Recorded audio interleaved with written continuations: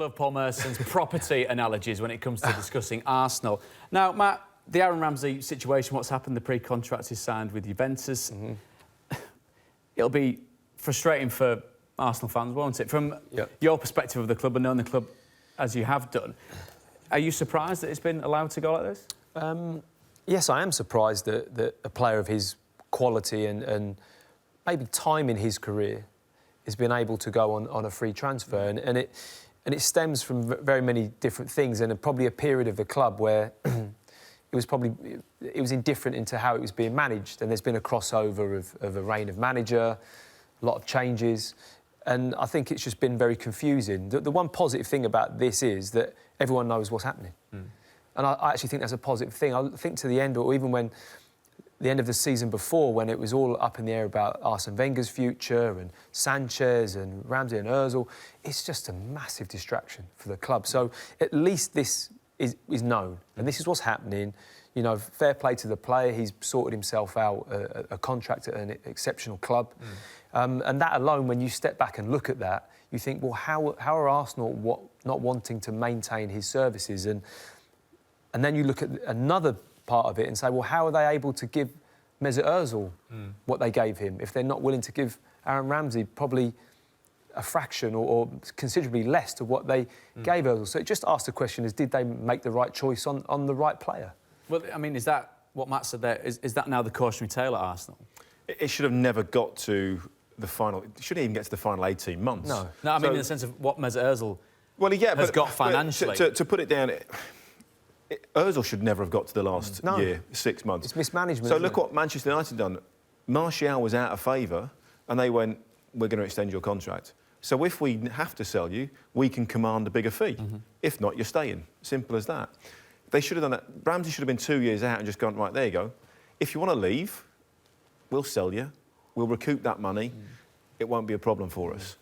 Suddenly, once a player gets into his final year, he's going, well, I've got 4 months. I've got September, October, November, December. I can sign a pre-contract.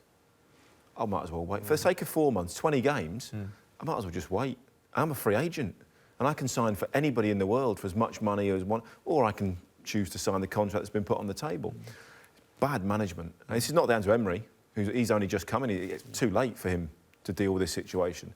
It's what's gone on before at the football. And I don't necessarily blame Arsene Wenger for that. The hierarchy above him, whoever was doing contracts in those final years, they've clearly gone...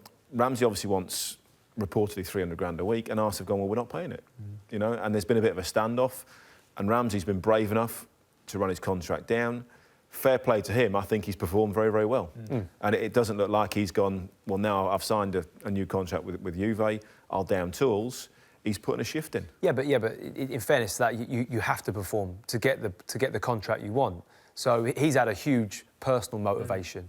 So, you know, you can look at it and say, well, maybe the last 6 months, 12 months, whatever, he's had a personal, you know, quest, if you like, to think, I want to go and show that firstly, I'm a good player and I should be at this club. And secondly, I want to go and earn myself a good contract. And I can only do that by playing well. I think now that he's got that contract, and that's obviously been in line for a while. Yeah. He's still putting in those performances. There are some players that will go, well, actually, I've signed that big contract. I'm not going to be at this football club anymore. Got no real loyalty to them. It's a testament to the character that he's showing. Yeah, I'll just ease off a little bit. The individual pride. And I think, and that's what he is. He's got fantastic character. When he comes on, when he's played, you know, he's throwing himself into challenges. You know, he's doing everything he possibly can, giving 100%. And sadly, in this day and age, I don't think there are that many players in his situation that would do the same thing. But the mismanagement crosses over, because you look at Arsenal and think, well, are they able to spend a lot at the moment? Apparently not. You know, I don't think they're looking at a big transfer budget to go and strengthen the team, strengthen the back four, buy a top centre-back, whatever it may be. But again, they're paying the price now for probably 2-3 seasons ago, when all these things are happening. You know, you're handing a contract to Mesut Ozil that he probably hasn't warranted. And everybody else is going, well, hang on a minute, if he's getting that, I want that. Of course, it's then causing those issues with Ramsey that you then lose maybe a £50 million player on a free. Alexis Sanchez goes to Manchester United just in a deal for, you know, and all of a sudden you're getting fractions of what those players are worth. So you've lost so much money in the mismanagement of their contracts that they're now in a stage where they need to strengthen. I'd really like to see them strengthen because I think they've started well under Emre and they're not able to. Whereabouts are you looking at for them to strengthen? Defensively, for sure. I think it's a huge problem for them. It was always going to be his biggest issue when he took over that squad. I think they've had some good midfield, some good attacking players, but defensively, you know, they've not got a back four or defensive setup that's going to be able to challenge.